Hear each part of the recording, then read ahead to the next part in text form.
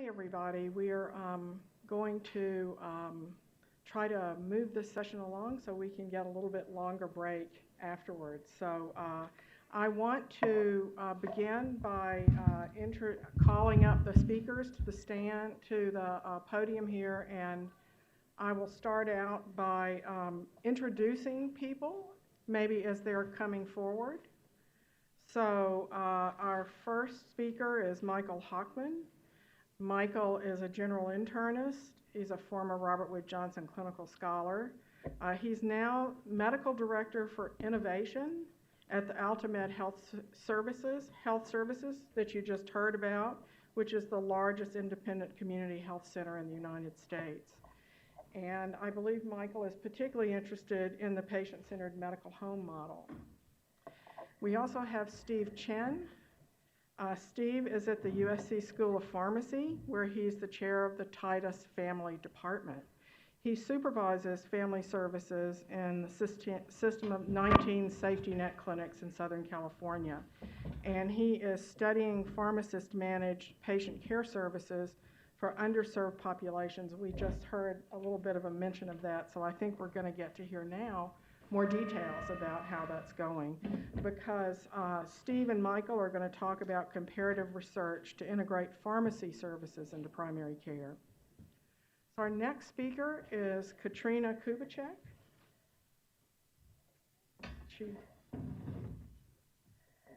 Here she is, yeah.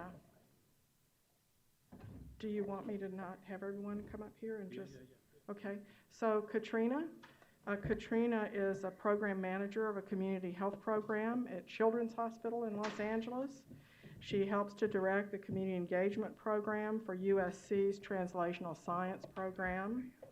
And she's interested in health disparities, community engaged work, HIV/AIDS, and access to care. And then is Marisela Robles here. Marisela is the community liaison for the Translational Science program at USC.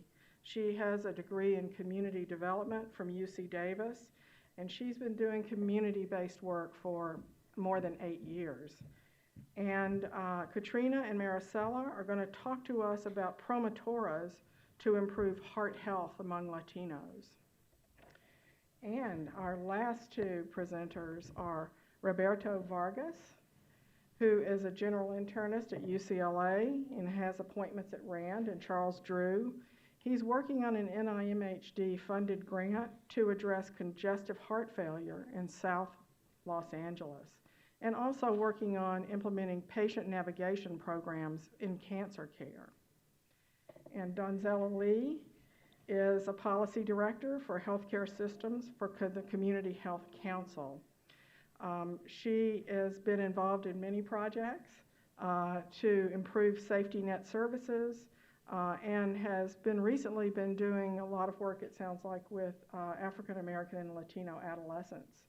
And she co-leads this NIMHD project with Dr. Vargas. And Donzella and Roberto are going to talk about a community collaborative effort to reduce the burden of heart disease. So each group is going to have about 15 minutes to present, and then we will have a 30-minute. Well, hi, everyone. First of all, I just wanted to say thank you on behalf of Altamed and USC School of Pharmacy for offering us the opportunity to speak today. So I'm Michael Hawkman. I'm a general internist. I'm the medical director for innovation at Altamed Health Services. So I think what I'm going to talk about dovetails nicely with Dr. Sirota's talk and provides a specific example of how a research project that aligns with our strategic goals and mission has really been successful at Altamed and has been both effective for the researchers that we work with and for our institution. So Steve and I are going to talk about a Medicare Innovation Challenge grant that we got about 2.5 years ago to integrate clinical pharmacy services into our clinics. And as Dr. Sirota mentioned, Altamed is a system of safety net clinics throughout Los Angeles and Orange County. And just to begin with, the pharmacy program I'm going to talk about is different from what many of you, and certainly myself, had previously thought of as pharmacists, of typically the retail pharmacist that you might encounter at CVS or Walgreens. So these pharmacists are really chronic disease managers. And Steve is going to tell you a little more detail about what they do, but just in a nutshell, the way it works is we have collaborative practice agreements for them to manage 6 different chronic diseases. So diabetes, hypertension, hyperlipidemia, heart failure, COPD, asthma, and anticoagulation. And under these agreements, they can actually initiate, adjust, discontinue medications and offload something that otherwise would be the provider's responsibility. So the way it might work, if I'm a primary care doctor and I have a patient with diabetes and his or her hemoglobin A1C is poorly controlled, 10, under the traditional model, I would have seen that patient 3, 4, or 5 times over a 3-month period, started them on metformin, added another oral agent, and eventually transitioned them to insulin if need be, and at the whole time focused on diet and exercise with them. Well, this is something that now I can refer that patient to Steve's team, and they will actually initiate the metformin, add the other oral agents, initiate the insulin for me. Then they come back to me 3 months later, their diabetes is under control, and then I, as a primary care doctor, can focus on the shoulder pain and the depression and how all these different conditions intersect. It really allows me to work at the top of my license. So, as Dr. Sirota said, we do research that's going to help achieve our mission and our goal. And our mission is to provide access to care for a vulnerable population of patients in the safety net. And that population is ever growing, and we're facing more and more access challenges. And at the same time, as many of you are aware, we have a shortage of primary care doctors. There's only so many primary care doctors we can bring in to take care of all our patients. So we've thought strategically, how are we going to take on this growing population of patients who need us without the supply of primary care doctors? And I think the answer for us has been the team-based approach, and that's something that Dr. Sirota really brought to Altamed. So we've really embraced the principles of the patient-centered medical home. We've tried to embed behavioral health services into our clinics. So virtually all our clinics now have licensed clinical social workers in the clinics. We've brought RN case managers into the clinics. We have health educators, Promotoras, as you were going to hear about from some of the other speakers.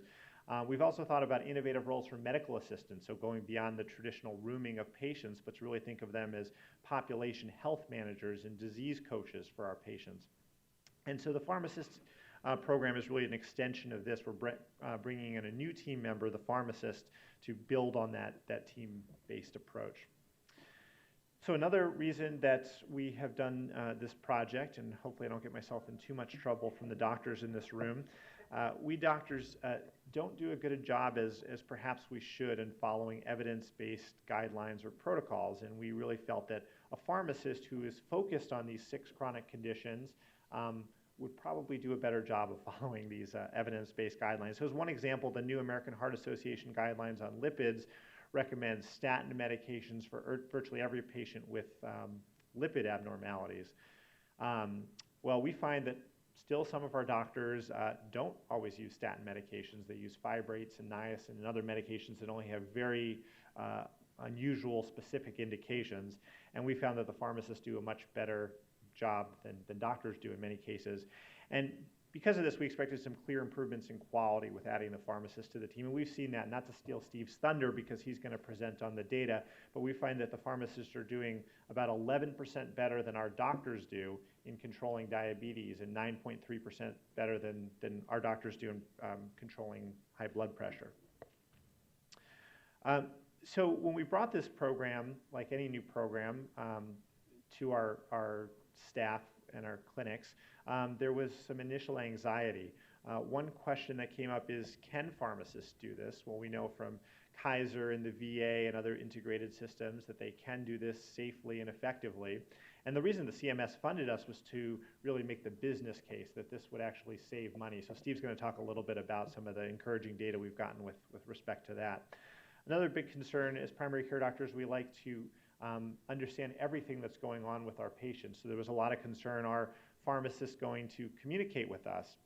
So this was an issue whenever we've tried to expand the team-based approach with the social workers and the promotoras and the case managers, and the same has been true for the pharmacists. As long as we're clear with what we want from them, they do a very good job of communicating. So now the pharmacist that I work with, she will start a patient on insulin. We've gotten to the point where I trust that when she starts that patient on insulin, she doesn't need to run that decision by me, but she informs me so that I'm aware of that.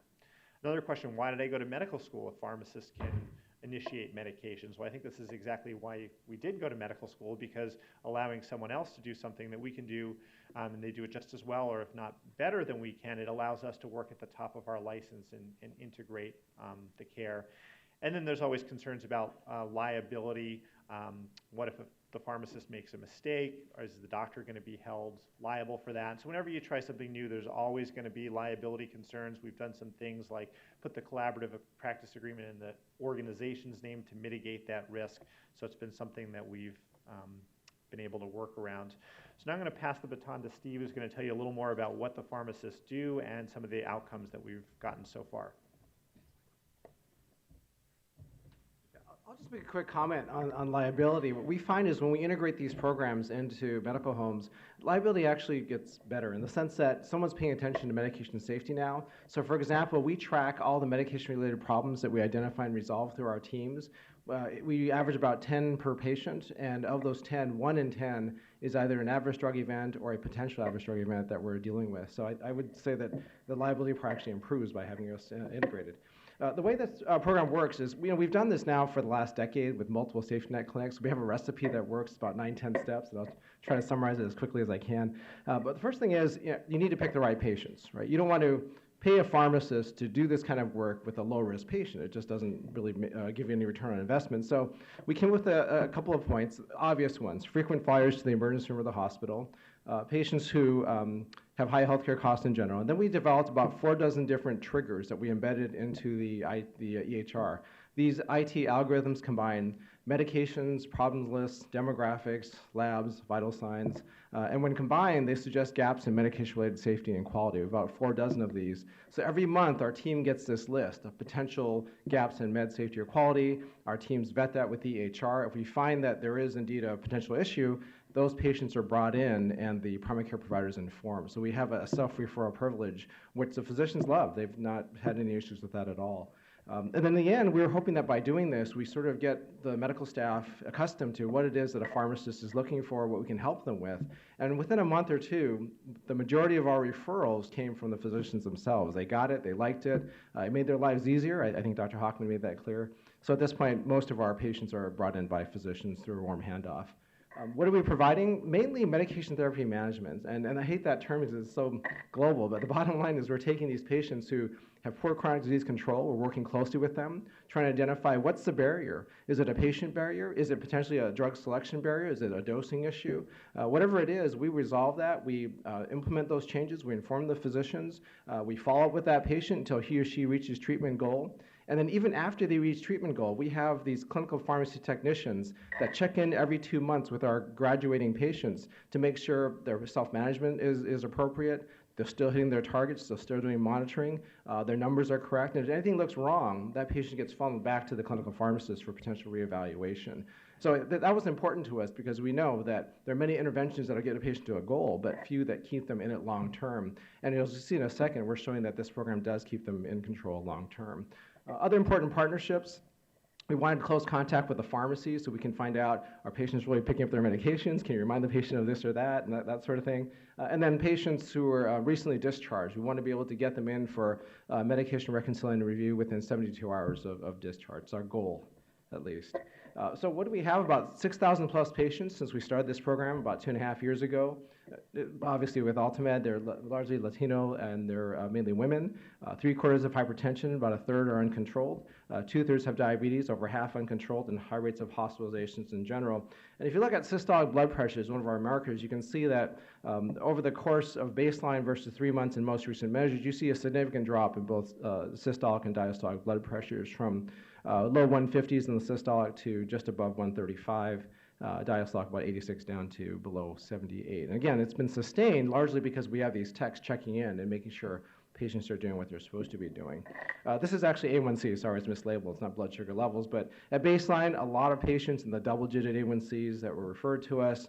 After the first 6 months, you see that shift more to the left towards the less than 7, less than 8, and it continues in the green bars over time. So we've shown that that's been effective as well.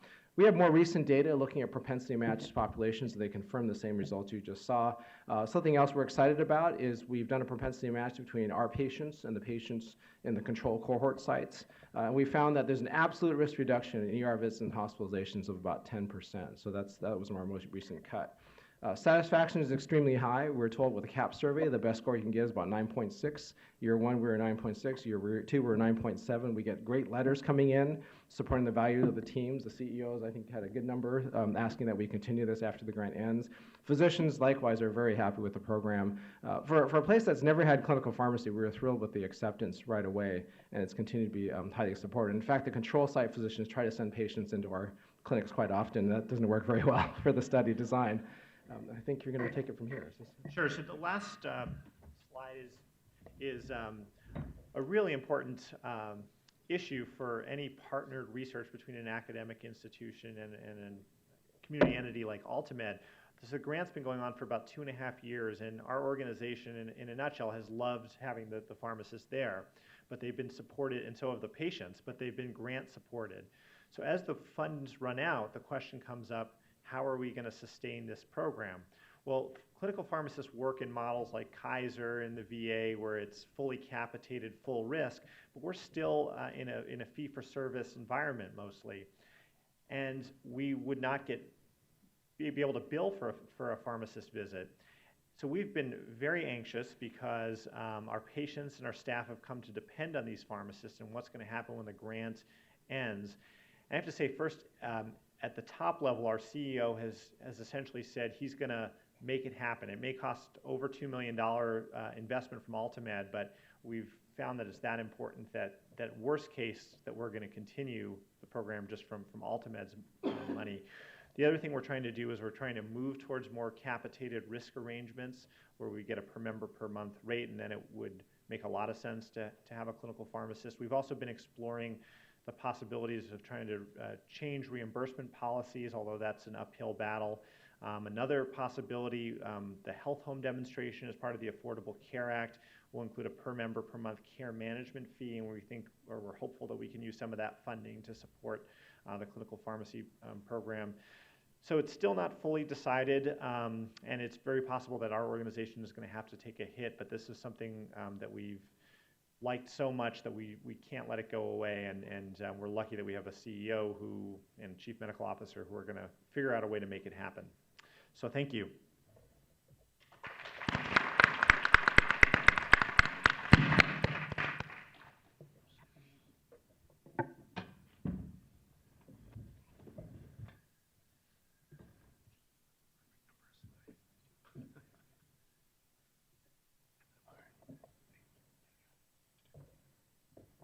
Hello again. So I am going to be talking today about a project that our CTSI conducted in partnership with community partner of Visión y Compromiso, as well as faculty within the School of Medicine at USC, the Keck School of Medicine. Just to give you a little bit of background about why we were doing this project, you probably all know this, but just kind of throw it out. Latinos represent the fastest growing racial ethnic population in the U.S., and here in LA County, they're about 48% of the population, which represents about 10% of the Latinos in the U.S. population. So particularly here in LA County, Southern California, a very large population. Compared to other races and ethnicities, Latinos are less aware that heart disease is the leading cause of death, and they're also less likely to know if they have risk factors for heart disease, such as high blood pressure and high cholesterol. And then Latinos that actually have these risk factors are also less physically active than white adults. And addressing these disparities may require more targeted outreach and prevention efforts because maybe the traditional methods are not necessarily reaching the populations that need them the most. So this, as I mentioned, is a collaboration between Visión y Compromiso, which is an organization, it's a statewide organization that trains and works with Promotoras or community health workers. And Melinda Cordero, who was our primary partner, was supposed to be here today, but she's in Chile, so she was not able to make it. But their group was very integral to the success of this project. We also worked with the Keck School of Medicine, specifically Lourdes Baez-Conde Garbanate. She is a researcher that does a wealth of community-based projects in different areas, and she is in Florida. So we have our group travels around a lot. And then within the Clinical and Translational Science Institute, so we are here. So this was actually an initiative that was a national initiative sponsored by Alterum and the National Heart, Lung, Blood Institute, NHLBI. They put out a call for proposals to partner with, to train and educate promotoras or community health workers in this curriculum, Su Corazón Su Vida, and there's a picture of it here. It was a call for proposals that was, as I said, nationally. They ended up funding 11 sites, and 10 ended up fulfilling the full grant mechanism. The curriculum itself was developed by NHLBI, and it was tailored specifically for Latino populations. And then they also had versions that were specifically tailored for African American, a version for Native Americans, Alaska Natives, and also one for Filipino Americans. So when this call for proposals went out, you could choose which population you're working with and how you were going to go about training the group to work with this particular population. Our group here in Los Angeles is actually the only group that focused exclusively on Latinos. There were a couple other groups that worked with Latinos, but not exclusively, so we were the only group with that. So I'm gonna assume probably most people have heard of Promotoras, but just in case you haven't, they're community members who act as natural helpers and liaisons to their neighborhoods. Many are affiliated with community clinics or other organizations, but many are not. Many simply do this somewhat on their own and are seen as leaders in their community and really individuals that people go to for help. And whether or not they are employed with a clinic or other entity, they are seen as these natural leaders. And the presentation and project that we're doing is a little different than what we've heard about already today, in that it's outside the clinic wall. So this is really a community-based intervention.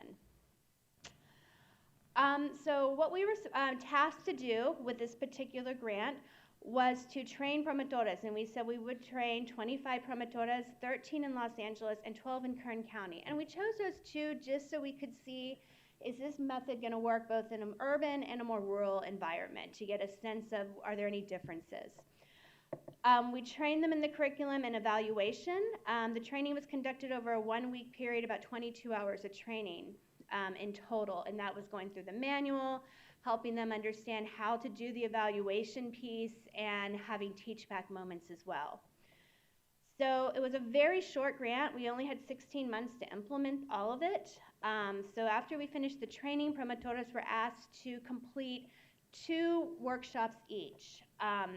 Some of them were not able to complete both sets of workshops, so a few actually did 4 or 5 to make up for those that couldn't do the full series.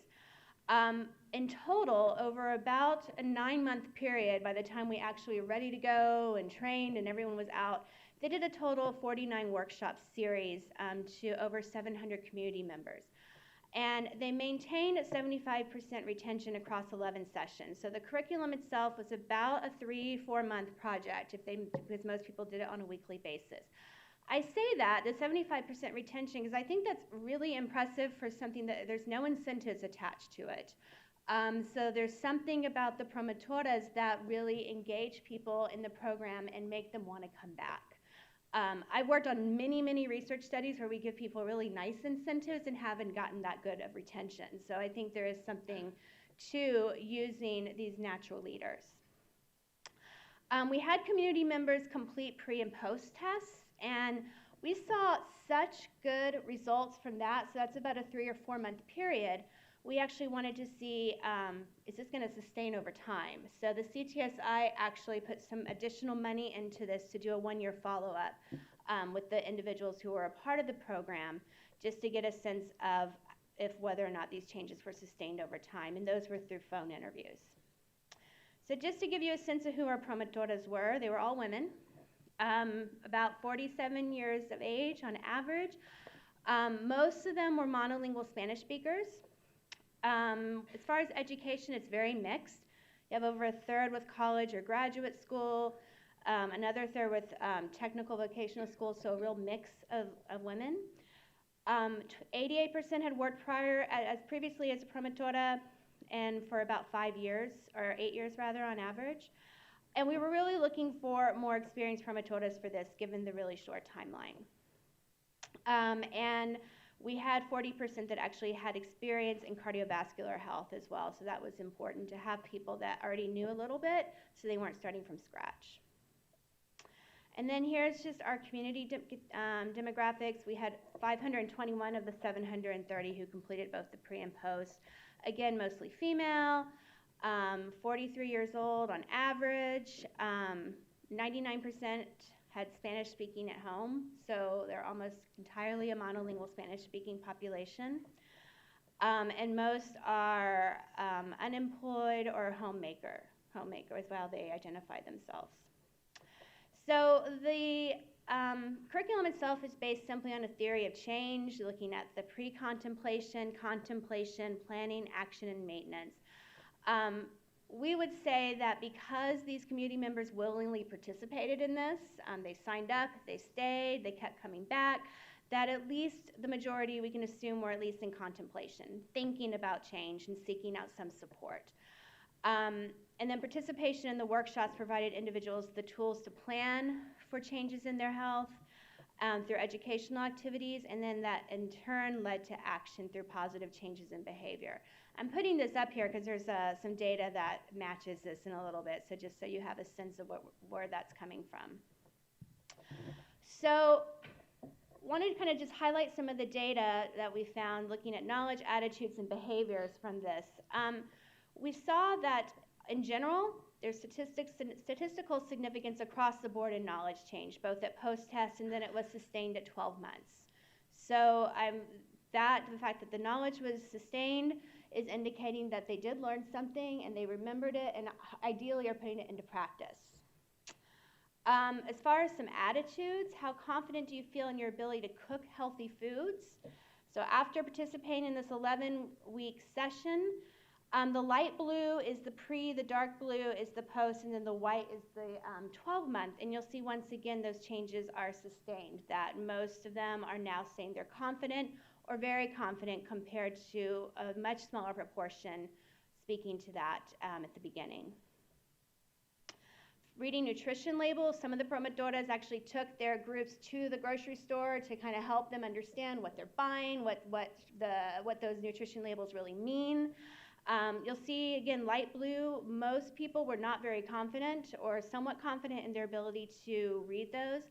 Again, 12 months later, over half are confident and another quarter are very confident. So they feel much more empowered to take care of their nutrition.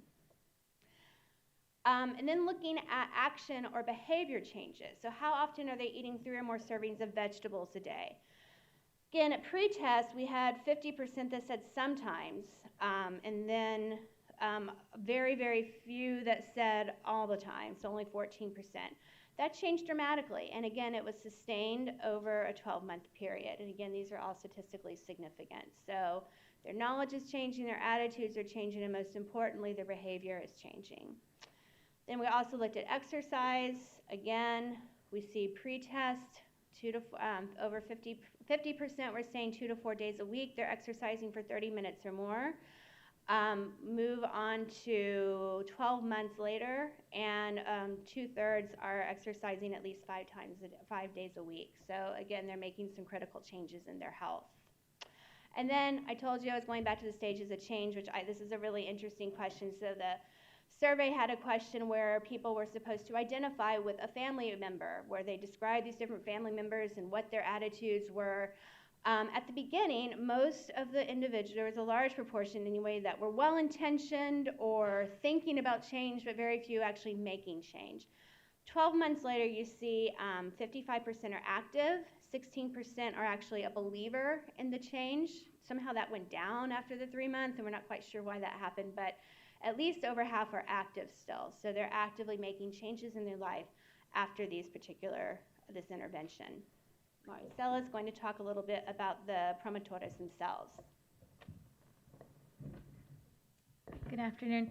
So besides presenting on the outcomes of the research project, we also thought it'd be important and of interest, specifically thinking about the talk that we've had today on CBPR, community-based participatory research, and what are some of the lessons learned in partnering with community-based participation, community-based organization, and in particular, partnering with Promotoras in research, because this research project was very unique in that way, in that we incorporated and collaborated with Promotoras, not only to bring the manual to the community, but they also form part of the research team. So as members of the community, Promotoras have knowledge of community needs and resources that I think, as we heard today, that many researchers probably could never obtain or would take a very long time to get that kind of knowledge and experience.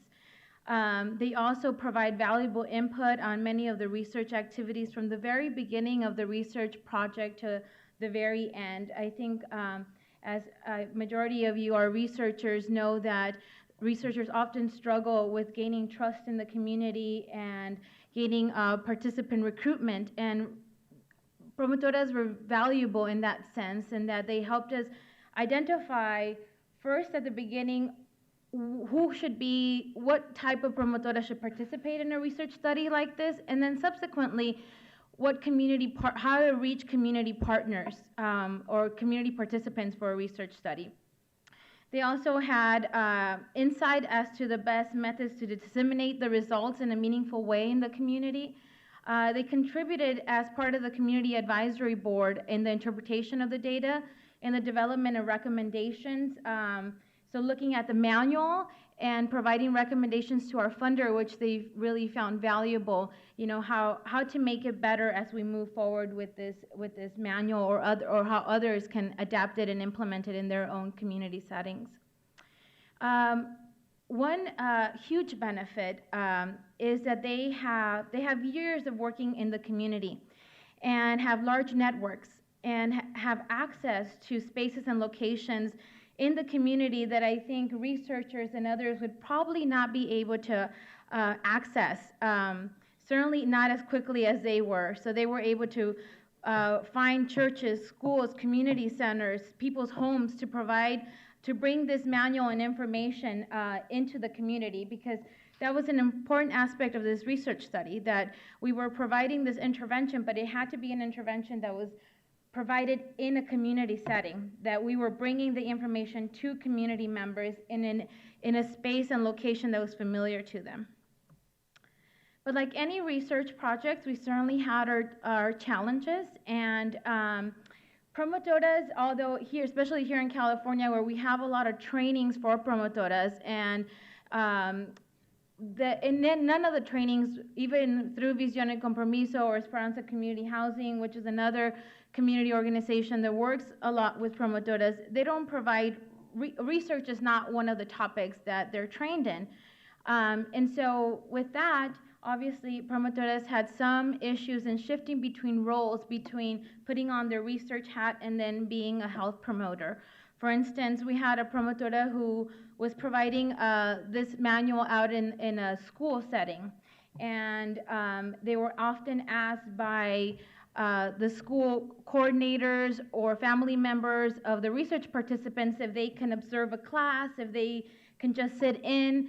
And normally, as a promotora, you would let anybody in and look for any opportunity to provide education for anybody that would be interested. But because it was a research study, only those that were participants in the research and had completed the informed consent could participate. So that was a little bit of a dilemma for them, and we had to provide support in that way. We also had some issues with data quality and integrity. For instance, it was difficult for them to really understand what a research protocol was and the importance of everybody following the protocol the way it should be. And for instance, we had a promotora who, so the way it was set up, they had to provide the pre-test, obviously before the intervention, then provide all 11 sessions, and then on the last day is a post-test. And so one of them gave them the post-test to take home. And so that wasn't part of the protocol, and then made it difficult for us to then obtain that data. And also, we didn't foresee how much time it was needed to supervise the promotoras. We had staff in our research team to provide that kind of support, but certainly not what we had anticipated. So some of our recommendations for collaborating with promotoras and doing research. The need for consistent and ongoing support and supervision. So it was important for us and for anybody looking to partner with the promotoras or a community organization is that you're flexible and you're able to adapt your methods of providing support. So we constantly were either providing one-on-one phone calls or making sure that we were asking questions about, do you have questions? What are some issues in the community? And not just rely on them calling us if they had concerns. And then the importance of partnering with an organization that has experience like Visión en Compromiso and the Promotora model. We're often asked, I'm often asked by researchers, if I want to work with promotoras in research, do I need to, can I just go out and identify promotoras and can they just form part of my research team, or do I need to collaborate with an organization? And I always say it's better to partner with an organization. It's not, the training that you provide promotoras is not just relaying content. There is an essence to the promotora model that's very unique to the culture, that's very unique to their way of learning and the way that they provide education then to the community. And then develop mechanisms such as a community advisory board or one-on-one phone calls that can help provide feedback, and then also compensation and respect for the work of promotoras, as we've talked here before. So Katrina mentioned there was no incentives for the community, but there was compensation for the promotoras that were working on this research study, and that's very important, especially as they take on new roles like research. And in conclusion, because I'm running out of time, we've seen that promotoras have been long recognized for the capacity to teach, learn, and advocate, and now we see that they could also participate as researchers. And I think this project just builds on the evidence that promotora model is effective in community health and implementing evidence-based community settings or evidence-based practices in community settings. And we certainly recommend, based on the research and the outcomes that we saw here today, on adapting and further implementing this particular manual. Thank you.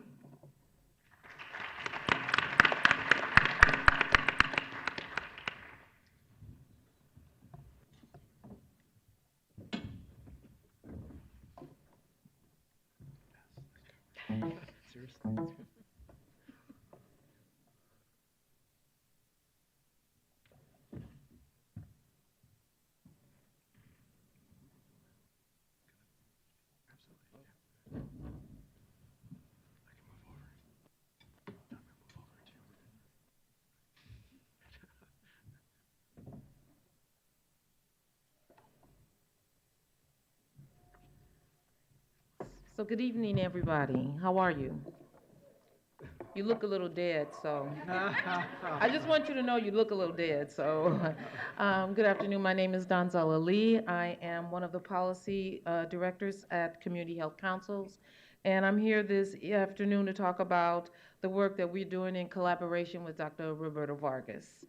And I'm really excited about this opportunity because it really describes a true partnership that we have developed over time.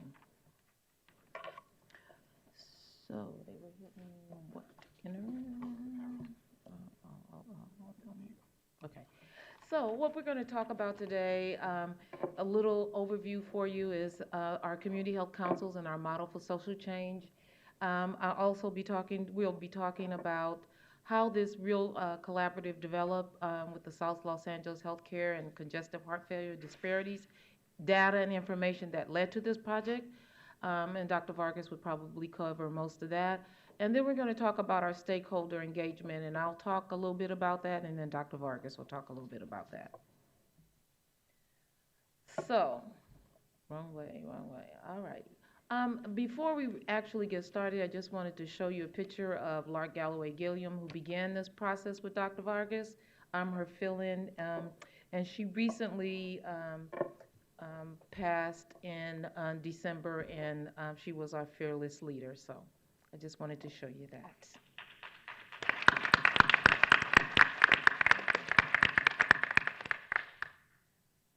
So, Community Health Councils is a nonprofit health policy organization that began in 1992, established by Lark Galloway Gilliam. And as you can see, our mission really works toward talking about quality health care and the improvement to underserved, uninsured, and economically disadvantaged communities. And we do this in 4 distinct areas: nutrition resources, environmental health, which runs the whole gamut, transportation, vacant lots, oil drilling, air quality, smoking. We have a wonderful health coverage section that really engages the community and is one of our ears to really community issues around health access and health coverage. And then, of course, my wonderful section, which is healthcare systems, and we're focused on preserving and improving access to quality care and improving the healthcare safety net. This wonderful model for social change was developed by community health councils. And just a little bit about it. I'm not going to talk about it much because we really have a short amount of time, but we are really moved in terms of our organization around issues that come to us in some form of a catalyst. And that catalyst can come in many forms. It could be a community event, like the closing of Martin Luther King Hospital and the reopening of that hospital. It could be an event like oil drilling. It could come to us an issue identified with one of our community partners, and we have vast community partners. And it also can be an action that happens in the community, for instance, like the space shuttle coming down the middle of Crenshaw and the removal of trees, and I'll talk a little bit more about that later. And of course, our response is dependent on the issue. So CHC, in regards to that, those catalysts that come along, we've done a lot of work in different areas, and one of them I talked about is urban oil drilling. I'm going to get to our project in a little bit. And we established one of the strongest regulations on urban oil drilling for the Baldwin Hills oil fields, and I just want to talk a little bit about the kind of work we do.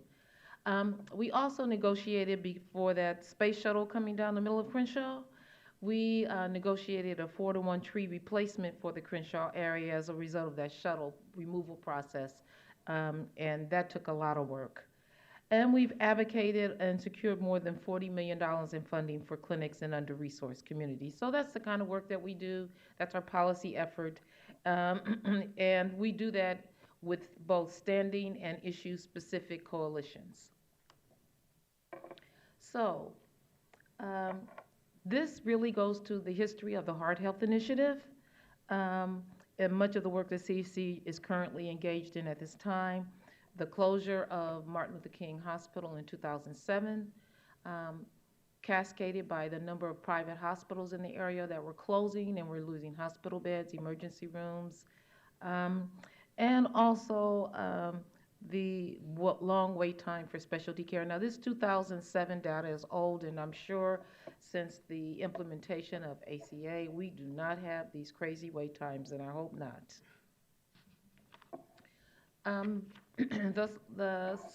So all of this information helped community health councils to begin the South Los Angeles Healthcare Leadership Roundtable, for which our Heart Health Initiative is operating under. And again, this began in 2007, and it was the roundtable is comprised of clinics, hospitals, physician networks, health policy advocates like ourselves, and other organizations. So we are now at the Congestive Heart Failure in South Los Angeles project, and I'm going to let Dr. Vargas talk about that. So thank you. I just want to thank my partner in this effort, Ms. Donzella Lee. As she mentioned, she came onto the project after the passing of Lord Calloway Gilliam, who spearheaded the Roundtable and Community Health Council's work in South Los Angeles. And my relationship to that Roundtable was as an advisor. And sitting on that Roundtable as far back as probably 2010 or so, was the impetus for the project that we're going to describe. These next three bullets kind of go over some of the history of that organization. And so the Roundtable was an umbrella group spearheaded by community health councils to deal with a lot of the health disparities that were demonstrated in the slide that Ms. Lee showed you. The loss of 570 hospital beds, hospital closures, and the wait time for uninsured patients for cardiology referrals from community health centers at that time was about 2 years for a cardiology referral.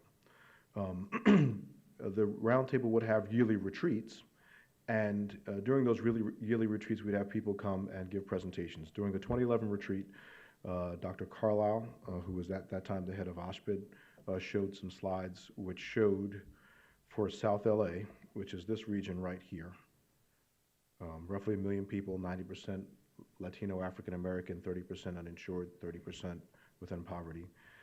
He showed the AHRQ-based preventive hospitalization indicators by region in Los Angeles. And number 8 is right here. This is congestive heart failure. And the 3 lines, the blue line is South Los Angeles, the red line is Los Angeles County, and the gray line is the state.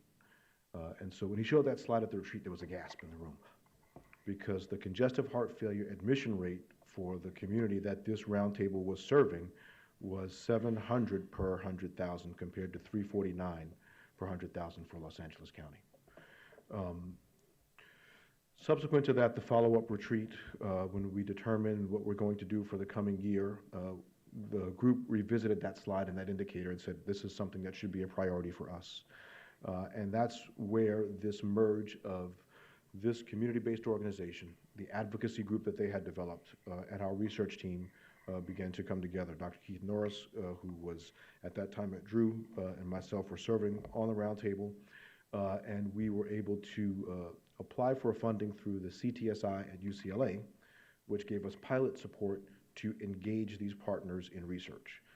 And so it wasn't to, and it was just to do something which we in CBPR and CBPR called knowledge exchange. So it was really just sharing knowledge. And so the funds were used to actually drill down this slide to give the stakeholders at the table a better understanding of what was really behind this, because when they saw it, there was a lot of questions. And the leadership of this organization includes CEOs of the community health centers. Mostly people who get invited to that are in leadership or decision-making positions of these organizations, but they are safety net organizations or health plans that serve South LA. And so from that, we developed a set of specific aims and applied for additional funding to latch on to the pilot funds that we got for the knowledge exchange process. The knowledge exchange process relied on data that was collected from CHIS and from OSPID, and over a course of several meetings, we would have a back and forth. We would bring initial data to that group, and we would get a set of recommendations and questions. So some of these questions came from that first slide. How many of these are repeat admissions? What's the racial and ethnic breakdown? What's the insurance and case mix of the population? And then our team would go back, get drill down data, and get more information and bring it back. And that's what this process took place. So over the first 6 months of the pilot, and then there was some overlap when we got additional federal funding for the planning grant, that this was the initial step that we took, which was just knowledge exchange and sharing information as researchers about public health statistics that a lot of the providers did not have. And so I'm not going to go through these in detail, but these are just some of the results where we actually got different data drilled down by causes of heart failure, the case mix, the number of repeat admissions, which mostly reinforced things that made sense in terms of lack of access to care in that region. And then some things that actually were surprising in terms of, like this last slide, for example, of people from South Los Angeles who were in that region. When we asked that population about who was told by their provider that they had heart disease, South LA had a lower rate than the rest of Los Angeles County, despite a twofold higher admission rate, a higher mortality rate, and every other objective indicator showing higher heart disease in the region. So some of those disconnects between awareness and some of the end result products were things that were brought up. And then the result of that product then became a process of stakeholder engagement, where we actually then used tools to get feedback, and we documented the feedback that we got from the providers, and then we moved towards designing the intervention, and that's where the NIH project came into play. This is a planning grant. So the R24 grant is a planning grant, and really we have the support over these past 2.5 years to actually design collaboratively with the stakeholders what the intervention will be. And so it was really fortunate because now we can go towards this implementation with a product that has been designed collaboratively with the partners. And I'll just touch on these bullets here because I think we're getting close to time, and then I'll let Ms. Lee come up. And so the process of engagement, once we actually then reviewed that, we took at the time, the American Heart Association's guidelines for detection, which is here, and treatment of the different stages of heart failure, which basically correspond from A to D of prevention, early symptomatic, pre-symptomatic detection, symptomatic disease detection, and treatment. And so it goes across those phases, and we took this diagram and we asked the leaders of this group, as well as selected stakeholders who now became part of a heart health specific work group. So they sent in, people from their cardiology departments or clinical medical directors and other folks as part of a work group to help us design this intervention. Can we do this in South LA? Do we do this? If not, how could we? And if we do, how do we do it? And we then developed a catalog for all of these stages of heart disease. What was the capacity amongst the providers and the stakeholders to do it, and what they felt the needs were, so that we could identify existing resources that may not be in play, as well as where there were needed resources, we could identify those as potential either products to design as part of the implementation or experimentation that we would do for this. And then the second bullet talks about moving forward. And this actually came from Community Health Council's prior work at bringing together these collaboratives and moving forward towards action plans. And we were initially considering a Delphi method, but they had done this thing called a modified World Cafe facilitation method, which allowed it to be done during the third retreat, where everybody's in the room. We shared with that group all of the data that we collected about how we could do it, what were the gaps and barriers, and that list of 38 items that we had there then were put in the different domains for prevention and the corresponding cardiovascular disease guidelines. And then that group went around and ranked those. And it was an open process. It was a rank that was very transparent, and then that allowed us to prioritize what the action plans for the group would be. And we came up with 4 priority areas here, which we felt were representing low-hanging fruit, things that the collaborative group would be willing to work on, but that were in keeping with the overarching evidence-based practices for detection and treatment of heart disease, but also reflected the recommendations that we got from the actual members of the group. And so that's how we came up with these 4. And we also asked who else should be at the table. So there were 53 recommendations of different either organizations or types of individuals, patients, that should also be included in that. And that's what was used moving forward. And so now we're in the middle of this process where we're completing the design of the intervention, and the 2 higher ranked interventions that of the 4 that we felt we had the resources to move on now include linking the EHR data sources. And it's a hybrid, because really the real question was, we saw the public health data in the clinics. They don't really know who these patients are, and did they have the capacity to identify people with heart disease and at risk for heart disease. And to not get too clinically technical about it, there are certain diagnostic tests that are required that aren't easily accessible for community health centers to do, like an echocardiogram, to really give the gold standard diagnosis. And so a lot of times clinicians are kind of making their best guess and things of that sort. And then the last one was group visits for high-risk populations, and we felt that with the amount of resources that we had, bringing these populations together once we identified the cases for some sort of educational component was something that the providers could agree to do, but also was feasible with our funds. Any final comments? No. Okay, and so that's kind of where we are in this process, and we'll be willing to take questions for it. Okay.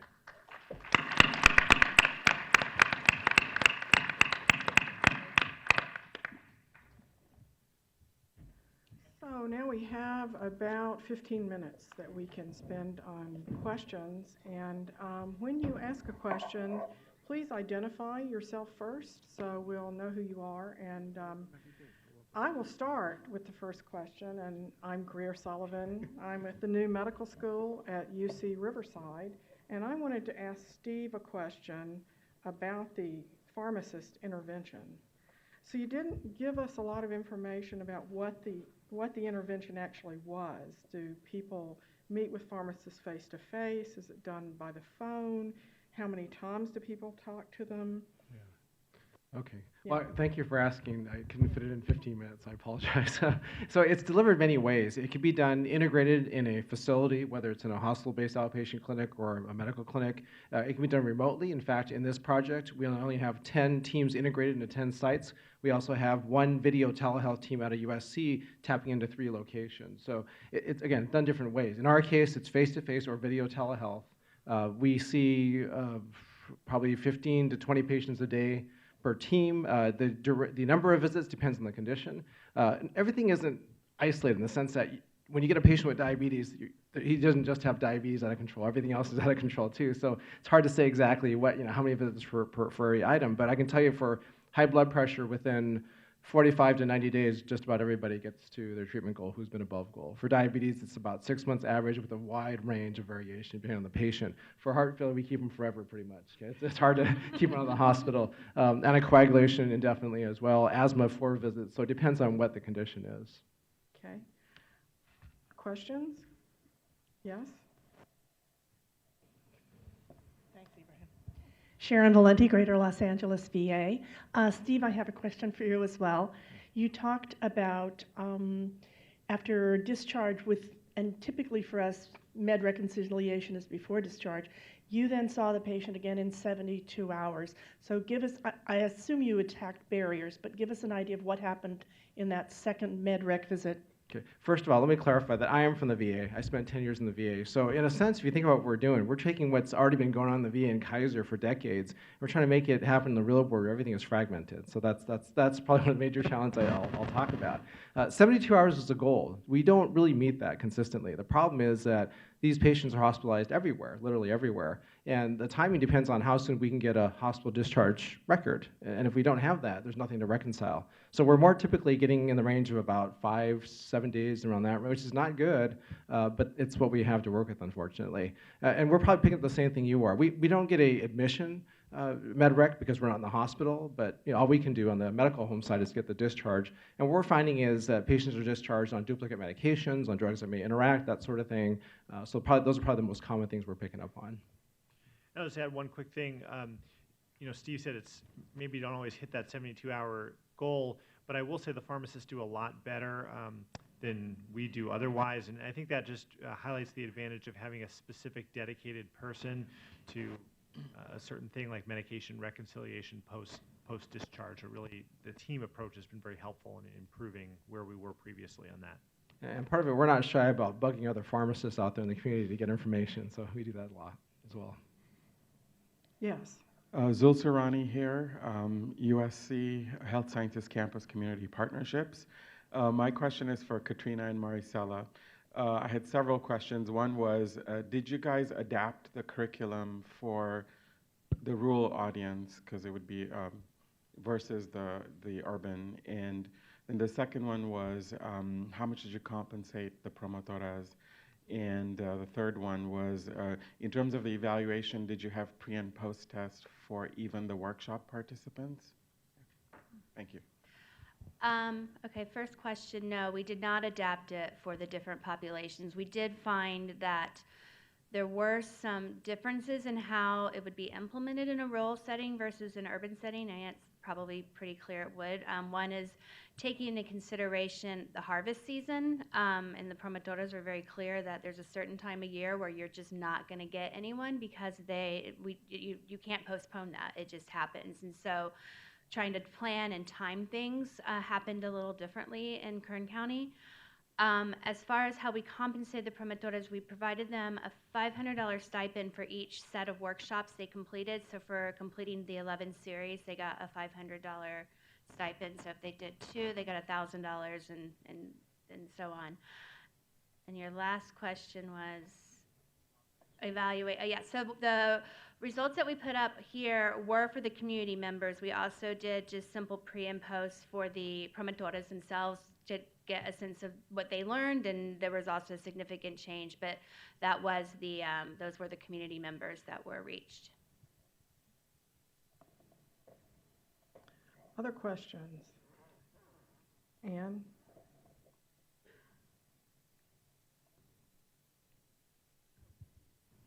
Hi, my name is Ann Cheney, and I'm also at UCR, University of California, Riverside, in the School of Medicine, and I'm really interested about your promotores and the fact that you had 75% retention rate among those involved in intervention. And I wanted to know if you asked the promotores any questions about their thoughts and why so many individuals were engaged within this program. We did, actually, because part of their involvement was as the advisory board, so we did bring this data back to them. And what they said was that, people in the community were just so grateful and wanted and valued the information that they were receiving. Also, part of the manual and the materials that we received from NHLBI was I mean, you saw kind of the cover, and it's just a really nice material that the promotoras receive themselves, but also the amount of materials in really nice quality, just information pamphlets and booklets and recipe books that we used as incentives in some ways in the community. And so they seem to think that the community really valued that and really value the health of them for themselves and also for their families. Okay, thank you. I'm Sue Lindsay. I'm an epidemiologist at San Diego State, and I work with the UCSD CTRI. A question for Dr. Vargas. As an epidemiologist who collects data, often self-report, I was a little bit horrified at that one slide you showed where all this heart disease is in this population, and they're literally saying, I don't know that I have it, right? Nobody has ever told me I had it. And that, I think that needs some qualitative work as to what the heck is going on here. You know, it's like, they've obviously been released from the hospital with heart disease, right? So what is happening there? Yeah, that horrified a lot of folks around the table when we showed it, and I think we got different qualitative responses. Some of it is that when you talk to the primary care providers, and one of the things we didn't show is that there's a dearth of subspecialty care in that geographic region. So there's 1 million people there. There's only one physical site that has full-time cardiology services. That's the Martin Luther King Outpatient Center. And so what the primary care docs were saying is that, well, their capacity for diagnosing heart disease versus somebody with with diabetes and hypertension is limited because it's a limited access to getting the echocardiograms to give that confirmatory diagnosis. Oftentimes when people, get it, they may end up in the emergency room or an outside hospital, come back, and that diagnosis won't necessarily be captured or documented. So some of it is a limited ability of the providers to really diagnose it so that the individuals will have it, and then they have either they die or they end up in the hospital with it before they get diagnosed pre-symptomatically. The other part of this is some health literacy components. So patients may be informed, they don't really understand that they do have heart disease. And so there's a combination of ability to get the accurate diagnosis. Do the providers who they see all the time know the patients have it, and then are the patients? But it's not, it's something, that's what we got back qualitatively. So when we had the knowledge exchange sessions, we have the responses from providers and health administrators in the safety net about what they think is going on. That's what we got back. Yes. Thank you for UCLA Center for Health Policy Research. I think I'm fine. You can hear me, right? Okay. I just wanted you, Dr. Vargas, and also Donzella. One is this is an ongoing collaboration. So what is can you talk a little bit more about the protocol that you're developing? Yeah, so the clinical protocol that's in development right now is the educational program. So as we begin to identify the priorities. This group visit was one that most of the group could agree upon. And right now, what we're working out is where will that take place? Will it be a paid group visit? Who will be compensated? Because there were other group visit models that were shared. So the development of these different priorities took place in the context of us actually looking at what's in the literature and sharing different models, sharing different local models and evidence-based models with the group. What will likely happen is that it will be some hybrid of a group educational session and a group visit with some sort of provider component. But we have a cardiologist on board who will be reviewing the cardiology component of it. We've had a lot of support from Kaiser and the Kaiser Community Benefits person who's been a representative of this group, who's gotten Kaiser to share a lot of their care protocols. So their clinical protocols on CHF diagnosis and management have been a part of the dialogue. And so we're going to be using some of that. And I think that as we learn about projects like this, where there are community-based programs that hopefully we can partner with and identify additional community resources, we hope to be able to integrate a lot of that into educating the patients. And so it's an ongoing collaborative process, and maybe Ms. Lee would like to comment more on that. Yeah. Yes. Yeah, question for Dr. Hochman. Getting back to the partnership theme, if you could tell us a little bit more about how you built the mechanics of bringing together the different people who were involved in the study. It seems like you had operations people, researchers, pharmacists, clinicians, outside researchers from USC. So can you tell us a little bit more about the sausage making there? And one small part of that might be, did you see this as an opportunity and then go after the grant funding, or was the grant funding, did you somehow use the grant funding to leverage the opportunity? And I hope that makes sense. Yeah. So let me begin by just sort of talking about our general approach to research partnerships. And Dr. Sirota talked a little bit about that. So we both look for grant opportunities that we think could align with our strategic goals. Similarly, when we've developed partners at USC and UCLA who frequently come to us, Dr. Glenn is sitting in the back there somewhere. We've done some work with her team on quality improvement. So we're always sort of bouncing ideas back and forth. When we have something that we think is viable, we bring it to our research committee, and the stakeholders on that are an operations leader, myself, and we usually have someone from nursing and our grants director sort of discuss the idea. If we think it's worth pursuing, then we bring it to the stakeholder within the organization. So if it's a project like this at pharmacy, it's going to have a lot of stakeholders. We bring it to our medical leadership council, to our operations leadership, nursing leadership. Then usually they have some feedback for the researchers, and then we go back and forth. And we really want it to be a partner-developed proposal. So occasionally a researcher might come with a great proposal that perfectly aligns with what we're trying to do, but we think we have much better success when we develop it together and we have the opportunity to sort of build it the way we want to do it. So in terms of this specific project, I think it was a little bit fortuitous. Dr. Sirota was really the one who had the vision for it. He was right after he got to AltaMed. It was before I came on board. He was really trying to build that patient-centered medical home model, had experience with pharmacists. And Steve, you can probably chime in, but I believe USC approached AltaMed, and he saw that opportunity and really jumped on it, and it led to, we sort of followed that process I described, but maybe Steve, you can chime in on that. Give you a quick nutshell. We've been doing this work for about a decade with foundation funding and rolled it up to a few $1 million. And then having worked with HRSA's Patient Safety and Clinical Pharmacy Services Collaborative, we felt confident when CMMI announced the Healthcare Innovation Awards that we knew exactly what they wanted. So we went to some big data partners, probably the ones that you would think would be our partners initially. They all turned us down. And so we finally thought about the fact that AltaMed, hey, it was somebody that ran our neighborhood, and we see their trucks driving all the time, and we would love to work with them. And we got a contact to Dr. Sirota, and give him great credit. Within 24 hours, he said, yes, we're going to do this. And then we were off and running. And just that last point, Michael, about, obviously research grants come out and they have a certain idea in mind, and we do sometimes have to be a little bit flexible and try to bend it to meet our goals, but at the same time to satisfy the grant requirements, and it's a little bit of a negotiation process. So unfortunately, we're out of time, and let's thank our panelists once more. And I bring you Brian Mittman yet again.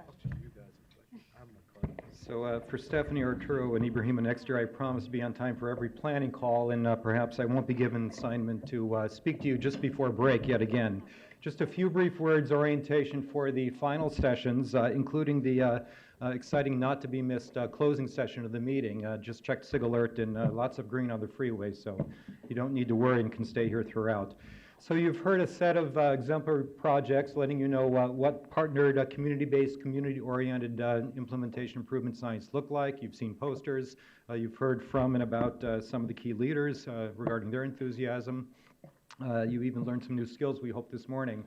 There's a point to all of this, and that is for you to go into the session of your choosing and plan some new work, either build on existing partnership projects, plan new initiatives, and do something that will achieve the mission's overall goal, which is to expand the volume of activity of this sort and strengthen the activity.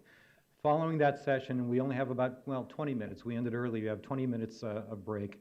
Following that session, we'd like you to come back as quickly as possible.